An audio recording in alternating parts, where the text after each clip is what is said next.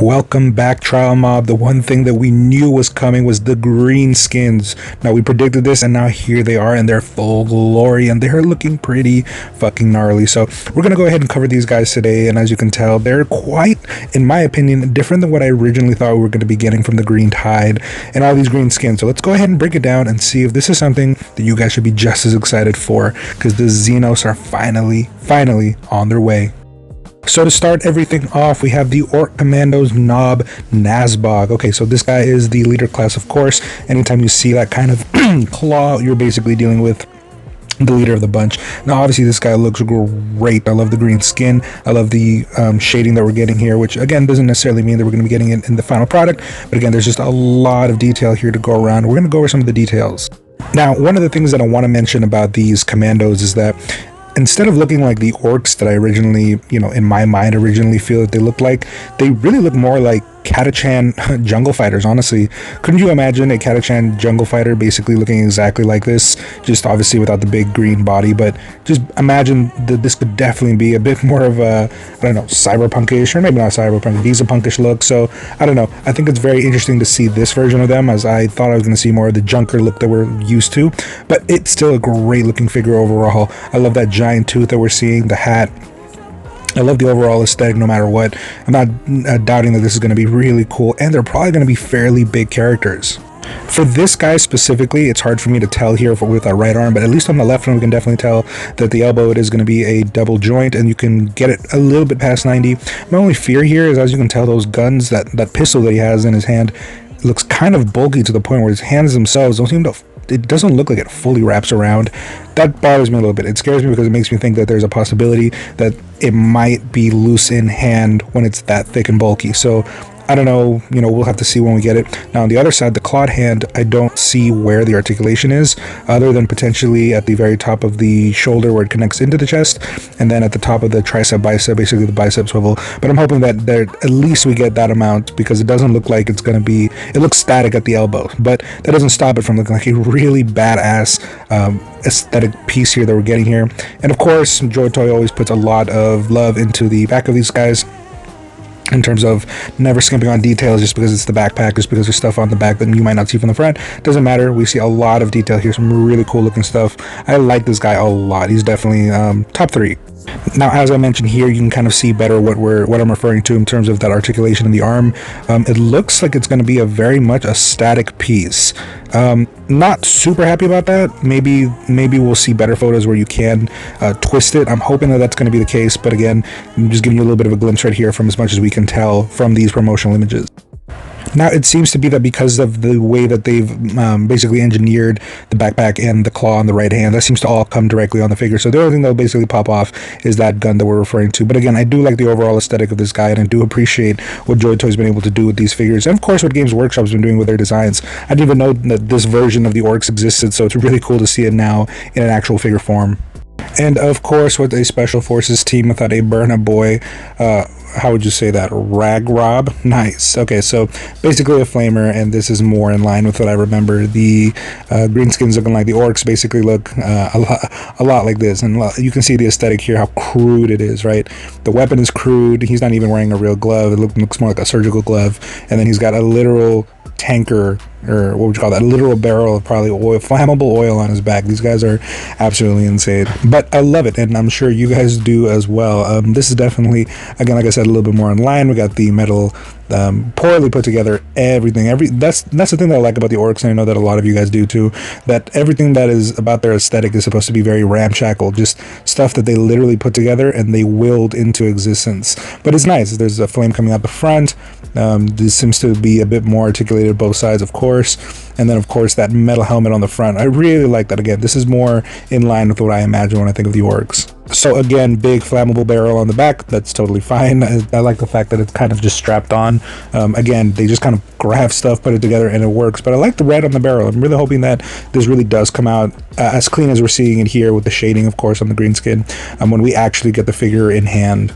Now, as we're going through these photos, the one thing that I am trying to do is kind of decipher what articulation looks like.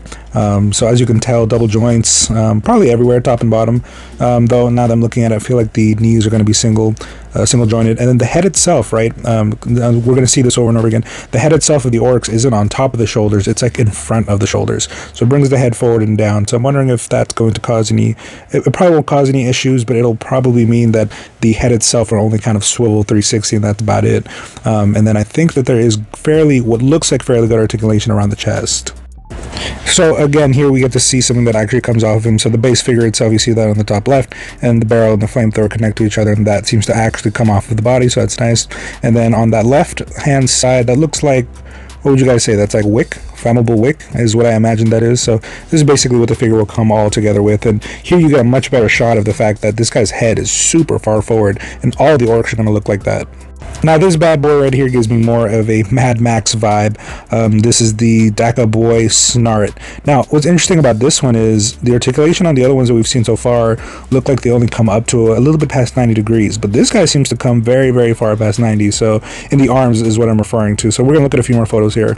So this guy comes locked and loaded. As you can tell from this back shot right here, we see what looks like rope on the left, gun on the left hand, an axe on the right hand, somewhat of like a harpoon gun on the right. Even comes with dynamite. I mean, this is definitely your I don't want to say CQB guy, but definitely the demolitions expert here. So love to see it. Love to see that there's a lot going on with this guy. Probably the dynamite doesn't look like it's probably going to be removable, but just the fact that it's there is really nice. And actually, now that I'm taking a look at this, I think we can confirm that it looks kind of like a weird, I don't know, single joint at the knees. Now here I feel like we got a fairly good look at the fact that there is going to be some articulation there at the waist, at the lower waist and at the upper waist. So that's definitely that definitely is nice. Now I will say that I think Joytoy has really nailed the overall aesthetic of these guys in terms of the body and how it's supposed to look. This really is what the orcs look like. They have weird kind of, I don't know, bow-legged legs, heads that come down into the shoulder, but they're very brutish, very large. And we haven't really seen a size comparison yet, so I'm not really sure how big these will be, but I'll touch base on that in a second. Now, while we can't really necessarily tell how big these guys are going to be compared to, let's say, the Ultramarines, you know, the Primaris, or even some of the Krieg soldiers that we're going to be getting, the orcs vary in size by a lot, from being a little bit bigger than, let's say, a regular human, you know, I mean, they're definitely thicker, but like not necessarily too much taller, to dwarfing even Primaris Space Marines. So it doesn't really matter how big these guys are, it just really depends on how much of a veteran they are. So that's kind of the one thing that's cool about these guys. They'll look perfectly sized against the Krieg, they'll look perfectly sized against the Primaris, so that's definitely something that I think benefits the greenskins. Now this next boy is the Daka Boy Rot Bilge. So man, this is surprisingly enough top two, not number one, but top two. This is the most human looking orc I've ever seen. Let's break this guy down.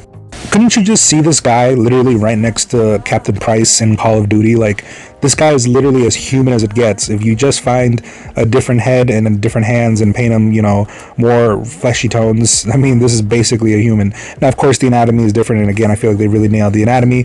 Head coming down into the chest, the stubbier legs, but man, this guy's just covered up from head to toe.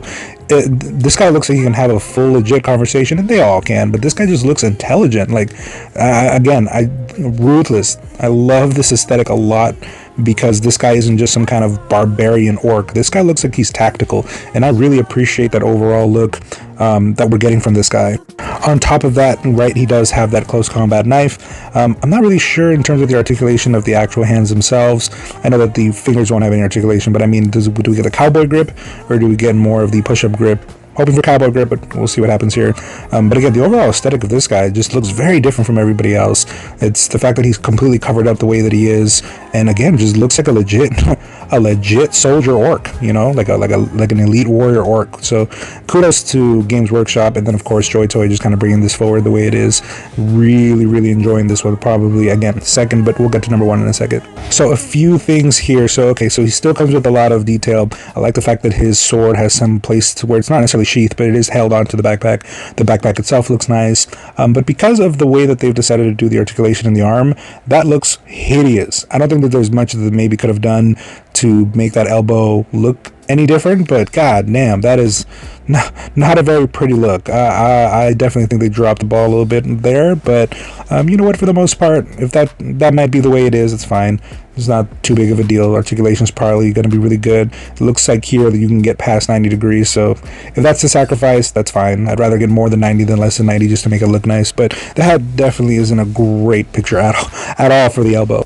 But again, this guy does come well equipped with what looks like a grenade launcher or potentially a shotgun, his backpack itself, and then the one knife. I do like his overall aesthetic, even if the elbows aren't perfect. Definitely top 2.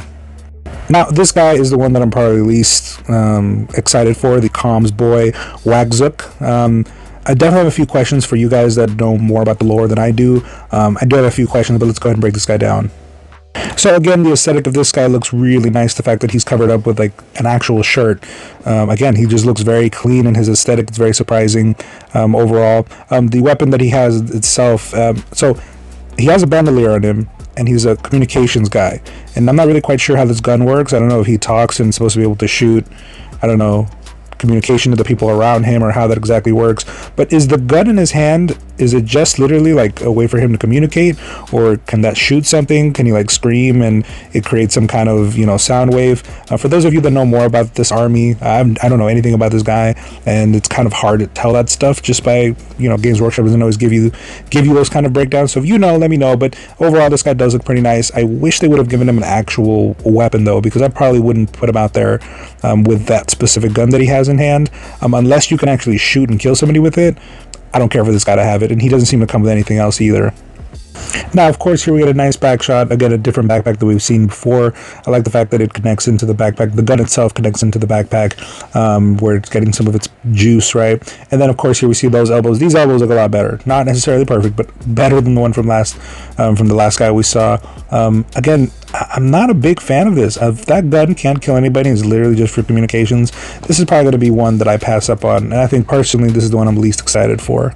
Still, though, for all my completionists, this is what the guy looks like with all the stuff on the side. And like I said, I kind of like the fact that he comes with that bandolier, but he doesn't really come with a gun for those bullets for him to put him into anything. So just overall interesting. If you guys know about this guy, just let me know. And now my favorite one from this entire group is this Snipagoy Balruk. So man, again, this guy's aesthetic is really, really nice. Again, looks like a Katachan jungle fighter. And probably what sells me on this guy the most is that nice big sniper gun that he's got. It looks very, very good, and he seems to hold it very well. So we're going to break that down. So again, as mentioned before, I haven't actually seen how big these guys are compared to anything else we've gotten before from Joytoy. But damn, that sniper gun is huge. That is a thick gun. It's taller than him, and it's just big. I don't see any regular anything smaller than a Primaris being able to wield this, because it's just ginormous. But again, I love the aesthetic. I love the aesthetic of this guy in terms of the shirt that he's wearing. He's kind of got that old school 80s muscle tank going on where the belly's out, and it's showing all the bulging muscles on the biceps. I like the fact that he's got the wrist wraps. Just the aesthetic overall, again, the bandolier, all the bullets coming out of the sniper rifle itself. I mean, very, very tactical, and as you can tell there, he comes with what I imagine would be a grenade, and those teeth look absolutely gnarly. Now this right here is what I call money shots, man. I love the fact that we get to see him literally aiming down sight of his weapon. He can obviously hold it pretty well. I can't really tell how much that left hand can grip the actual barrel. I don't know if his arm is long enough to go any further forward. You know, we'll have to see that when the figure itself comes out. But this is one of the more tactical ones that I've seen, and again, I like that. I like the fact that these orcs are being shown in a manner that makes them feel more intelligent, and in which case that makes them feel that much more dangerous on the tabletop. So that's something that is really badass. Again, this is a money shot for me. I really like, when I buy this guy, this is probably how I'm going to pose him on my shelf. Now the back itself, the backpack itself looks fairly nice. It has what looks like, I would imagine this is more bullets for the sniper rifle. Just got a bandolier on the back and other such trinkets. So again, this guy looks ready for war, not just some kind of ragtag thing that was been put together, but an actual person that came prepared to fight. And I love that about this guy specifically, and the other one that has the long sleeves. So of course, here we get a final look at this guy, and I definitely like the aesthetic, as I mentioned before. Something about this one just, I don't know, looks really nice. They all seem to be standing in a weird manner. I wonder how symmetrical you can get them standing. But again, we see what looks like a grenade on the left, could be just a hammer, the backpack on the right, and the gun itself. And the gun itself is definitely the selling point of this figure, but the aesthetic overall of the figure is also its best selling point here of how good it looks. This could be a Rambo, like a Rambo fighter, you know what I mean? This really sells me on the fact that what's coming next from the orcs is probably going to be really badass stuff, but they also have so many different varieties to choose from, and I would love to see Joytoy take a whack at making a few of the other more savage looking orcs that I know we have from the 40k lineup. Alright, trial mobs, so there you have it. The green tide is here. The green skins will be coming out soon. We will be getting a nice big army of them coming, and I'm sure we'll be getting other such units that Joytoy will probably release in the near future. So are you guys excited for this? Is this what you were expecting when they announced orcs? Is this the ones that you wanted? Are there other units that you would want Joytoy to do? Is this not at all what you were expecting? You were hoping more of these savage looking orcs that we know we've gotten before? Let me know in the comment section below, and of course, like, comment, subscribe, share my content. All of that is going to help me grow faster and obviously be able to bring you guys more content in the future. There is a lot that I want to be able to do for you guys, but I definitely need to grow more as a channel before I can bring that to you. But until next time, please go ahead and enjoy this content and more, and I will see you guys on the next feature. Deuces.